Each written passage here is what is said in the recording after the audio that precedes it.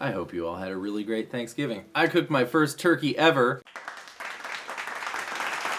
I used the Alton Brown method. If you Alton Brown fans out there, that guy's the king. Anyways, I'll put the link to that video in the description. Perhaps you had turkey troubles this year, and perhaps next year you'll try that. It was awesome, and I don't know what I'm doing. So, great! Anyways, shame on all of us for never thinking to do this song, and thank you to Chloe for pulling us up from the depths of not doing this song. Moonchild by Chris Cornell. It's another pile of chords, of course, because it's a Chris Cornell song. So you're going to find this piece of paper on my website, RyanLStudios.com, show notes tab, and then, of course, we're doing it in super secret backwards code, so no one can get our secret information. This was funny because I texted Killian, my secret backwards code manager, and he immediately texted back the answer, and it's funny because he doesn't know that Moonchild is a Chris Cornell song, but the opposite of Moonchild is Black Hole Sun. So that's what you're looking for, and here we go. I pulled from the York, Pennsylvania performance on YouTube that you can see, and I augmented it with some stuff that you hear on the recording, because I'm assuming that we want to learn this so we can do it ourselves, right? Not so that we can be the lead guitar player in a Chris Cornell tribute band. So here we go. The intro, the way Chris takes care of it in the aforementioned performance, is G. He takes his pinky finger off, and then he puts his pinky on G4, G string 4th fret, then takes it off, and then he plays an E7. So like this.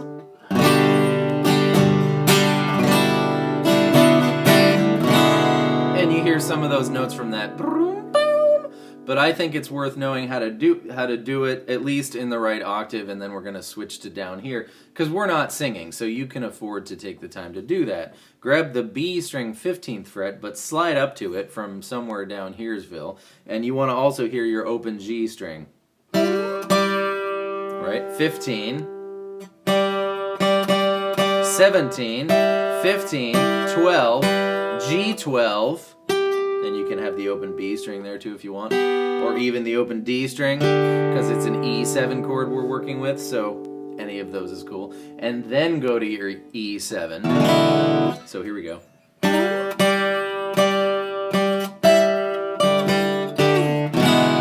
Once we get to E7, this isn't exactly the notes that the guitar goes through, but if you grab your pinky finger on the A string 4th fret, it's inclusive. The notes that the guitar does are inclusive of this, but I just made it a little simpler. Here we go. A4, D open, because it's E7, right? And then G1, and then D open, and then A4, D open. So it'll be... And if you sloppily strum that and train yourself to listen to for the right thing, you'll hear... works to fill it out. So we got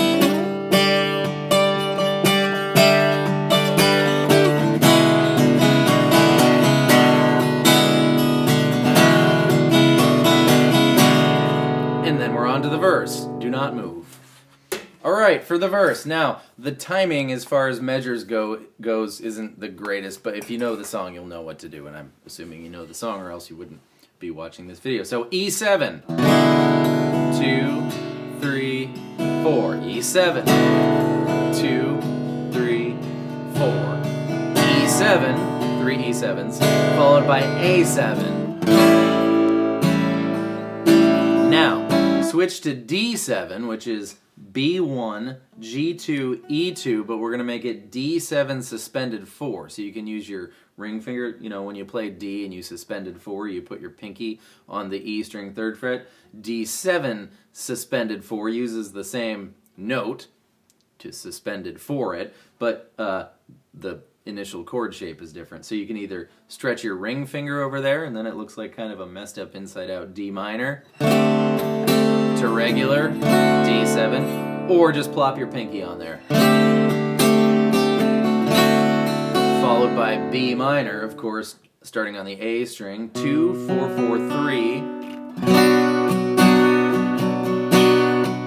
If you hate B minor, start on the baby E string and play 2, 3, 4, 4. That's also B minor, sort of It's B minor, but you just don't have that low B in the bass, so it's sort of half cheaty B minor. Perfectly acceptable. Now, we do a walk on A, and it's 6 beats long, so it's not a measure, it's a measure and a half, but it goes like this. Do your A with one finger, all the way across from D to baby E, and then put your pinky on the E string 5th fret. That's an A, so the first chord in our walk is nothing different than an A. We've just put an extra high A in it. So the baby E string goes 5th fret, 3rd fret, that makes it an A7, that's a G, right? When we play A7, open G, so G, A7. Followed by the 2nd fret, that would be an A6, and then we play, well here's that, ready? A, the high A, A7, A6, and then E7 with a G in the bass. This song is the song of E7 with a G sharp, I'm sorry, in the bass. So we got our E7, and then put your pinky finger on the E string 4th fret. And then take it off for a regular E7. Now, if this is too much for you, just skip it and play regular E7, because the G sharp is here in E7. If we put it in the bass, it's still just an E7. So if you play E7, totally fine. Here's the verse. 1 E7, 3, 4, 2 E7s, 3, 4, 3 E7s, followed by A7. D7 sus, D7 regular, B minor, 6 beats of A walk, like E walk, E7 with a G sharp in the bass, and regular E7. Woohoo! Too bad there's no E walk in this song. On with the chorus. Come on, Moonchild, B minor. B flat, A1, D, G, B3. If that's too much for you, do D, G, B3 with your middle ring pinky fingers and put your pointer finger on baby E1. Kind of harder to get to in time, I think, but a little bit easier than this. But work your way up to this. Followed by D minor, the chord everyone always forgets, E1, G2, B3, followed by F. Big F or baby F, doesn't matter. Then B flat again, and we're going to walk from B flat to G sharp in this fashion. So pointer finger comes off and we get an A in the bass of our B flat chord, followed by, you guessed it, E7 with a G sharp in the bass. Which is really awesome because you get this progression. It's a hard thing to achieve, but leave it to Chris Cornell. Yeah. And then A, and then G. Back into our riff, of course, there. But on the A, if you want to augment it with the B string, is going to go from 2 to 3. This is kind of tricky to do well. I'll show you the blunt method next. I'm using my pinky. You could slide up with your ring finger, and then pluck your open E string, and then B string goes back from 3 to 2 into your G chord, or you could do your one finger A and forget the open E string.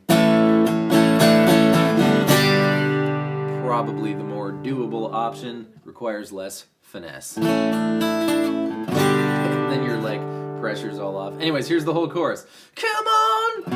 B minor, B flat, D minor, F, B flat walk.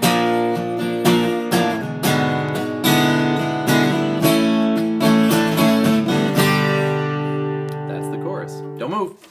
Okay, then you do the verse again, and then you do the chorus again, just like we did it, but then you do the chorus again, and instead of A, G,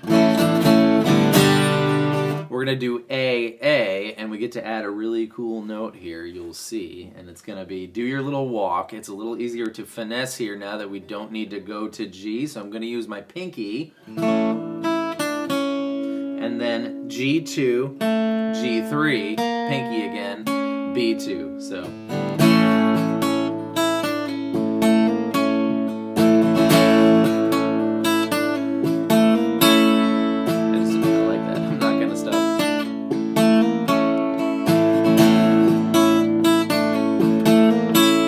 And then we're into the solo, which, you know, Chris Cornell didn't do, of course, but if you wanted to strum along to it, it is E7.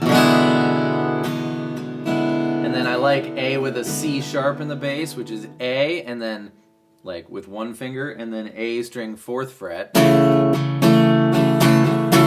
That's just an A chord. It's just got the C sharp, which also happens to live here on the B string 2nd fret in the bass as well. So if you just want to play A, that's fine. So E7, A, or A with a C sharp in the bass, your choice. E7, A, or A with a C sharp in the bass, followed by D7, B minor. We do our 6-beat A walk. And then I like regular E here. Or E7, but that brings us into the bridge. Alright, here we go. D. Da, da, da, da, da. Followed by, well, A7 suspended 4 with an E in the bass, but all that means is you take your D chord, you lose your middle finger, and put your pointer finger on the D string 2nd fret, and then just kind of strum D, G, and B. If we hear that open A string, it's not wrong, wrong, wrong, but we really want to hear that kind of high but lowest in the chord E note. Anyways, followed by C add 9. From this shape, which is D2, B3, A7 suspended 4 with an E in the bass. Add your middle finger to the A string 3rd fret. You can put your pinky down on E3 if you want. You don't have to. I don't think it's a very important note there. But then we're going to do a little chromatic walk from C, C sharp, back up into D. So that looks like this.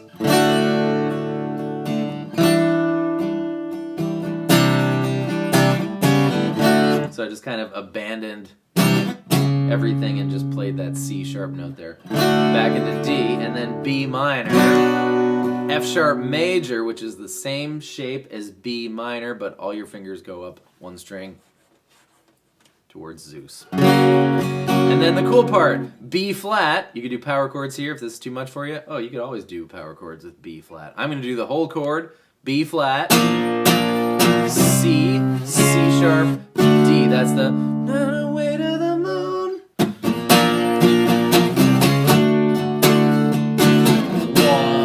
1, 3, 4, 5 is the A string. Twice, of course. Followed by, I just did it like 4 times, but it's twice. Followed by our E7 with a G sharp in the bass. Regular E7. And then build it up on G. So here's the whole bridge.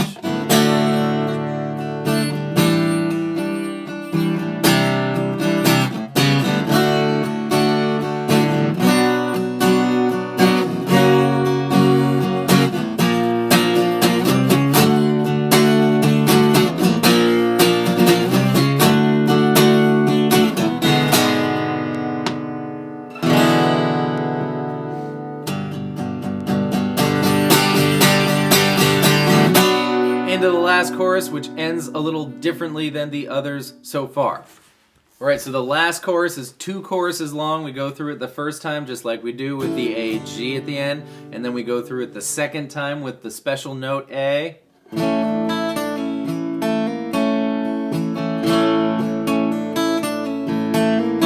And then the very last time, You Could Bloom Forever is... I hope those are the words. Are those the words? Oh, whatever. My phone just died and it's not coming back. Which is normally B flat walk. This time it's B flat, C, G. The very last, most dramatic time. You could do the C as a regular C chord. And then he does the riff 72 times. And then the song's over. So we did it. Moonchild by Chris Cornell. For Chloe. Chloe, thank you for the excellent request, and thank you all for being here. Good luck with that one. It's a doozy. I'll see you next time with more stuff. Goodbye.